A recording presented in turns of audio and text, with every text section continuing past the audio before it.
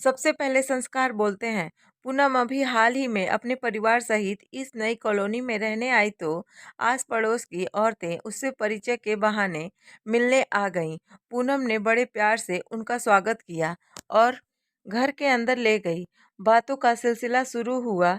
कुछ ही देर बाद बच्चों के स्कूल पर बात आकर अटक गई। जब पूनम ने बताया उसके बच्चे यहीं पास के ही एक हिंदी मीडियम स्कूल में पढ़ते हैं। मिलने आई औरतों का सारा उत्साह खत्म होने लगा। फिर मिलेंगे कहकर सब निकल लीं। पूनम को समझ नहीं आया आखिर स्कूल का नाम सुनते ही ऐसा क्या हो गया। बाहर बालकनी में गई तो घर से निकल रही पड़ोसिनों के कुछ शब्द पूनम के कानों में पड़े। अरे मुझे तो लगा बड़े हाई स्टैंडर्ड के होंगे, पर देखो तो बच्चे हिंदी मीडियम में पढ़ा रहे हैं। दूसरी बोली शायद भाई साहब की आमदनी कुछ कम होगी, हमें क्या। अब सारा माजरा पूनम को की समझ में आ गया। आखिर क्यों सब एकदम से उठकर चली गईं। पूनम सोचने लगी, क्या बच्चों को अंग्रेजी मीडियम में पढ़ाना ही हाई स्टैंडर्ड है? यह स्टैंडर्ड नापने का कैसा मापदंड है?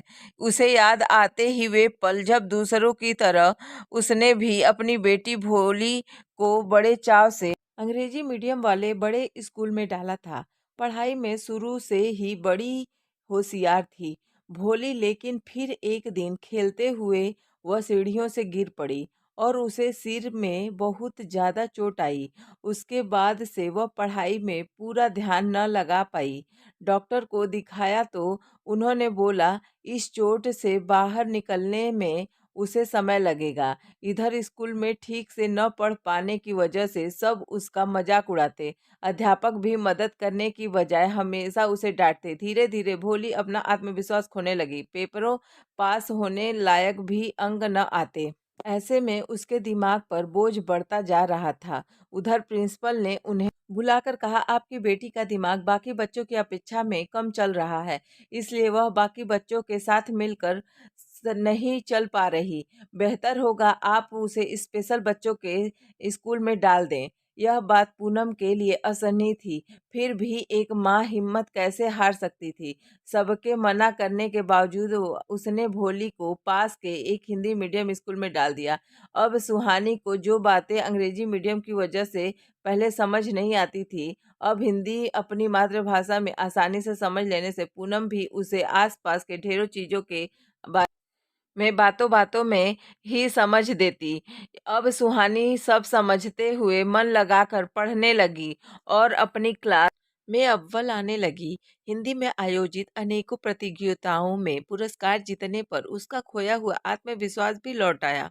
हिंदी मीडियम स्कूल में अपनी सभ्यता संस्कृति से संबंधित अनेकों विषय पढ़कर बेहद अथर्व समझदार बेटी को देखकर पूनम और उसके पति ने छोटे बेटे आरव की भी उसी स्कूल में डाल दिया। अब अपने बच्चों को अनुशासित समझदार अथर्व बनते देख दोनों बहुत खुश थे। आज पड़ोस की औरतों की बातों से पूनम बहुत आहत किया। फिर अपने आप को ही समझाया समय आने पर सब ठीक हो जाएगा। दूसरे दिन शाम को जब वह अपने बच्चों को लेकर नीचे पार्क में गई तो पड़ोस की औरतें जो कि पहले से ही वहां मौजूद थी, पूनम को देखकर कोई उत्साह नहीं दिखाया। पूनम अभी सोच ही रही थी क्या करें, उनके पास जाएं या नहीं। इतने में उसके बच्चे जो 2 दिन पहले ही उन सब से मिले थे ने आगे बढ़कर बड़े संस्कारों से उनका अभिवादन किया, जिसे वे अनदेखा न कर सकीं। थोड़ी देर में ही दूर बैठी एक बुजुर्ग आंटी के हाथ से छड़ी गिर गई और उन्हें उठाने में बड़ी मुश्किल हो रही थी। पास में अनेकों बच्चे खेल रहे थे, पर किसी ने ध्यान नहीं दिया। इतने में आरव भागता हुआ आया और छड़ी उठाकर आंटी के हाथ में दे गया। आंटी ने भी उसे ढेरों दुआएं दी। धीरे धीरे यह रोज का सिलसिला बन गया। जहां बाकी बच्चे सिर्फ अपनी ही मस्ती में रहते, वहीं पूनम के बच्चे सबसे अच्छे से मिलकर उनका अभिवादन करते और हर जरूरतमंद की मदद भी करते। धीरे धीरे उनका व्यवहार किसी से छुपा न रहा। अब हर किसी की जुबान पर उनके लिए तारीफ थी। पूनम भी यह सब देख मन ही मन खुश थी। सच में इंसान के संस्कार सबसे पहले बोलते हैं। हमें एहसानमंद होना चाहिए अपनी मातृभाषा हिंदी का, जिसने केवल शब्द ही नहीं बल्कि उच्च कोटि के आदर्श भी हमारे अंदर भरे हैं, जिनके आंचल तले हम आज भी खुशनुमा जीवन जी रहे हैं।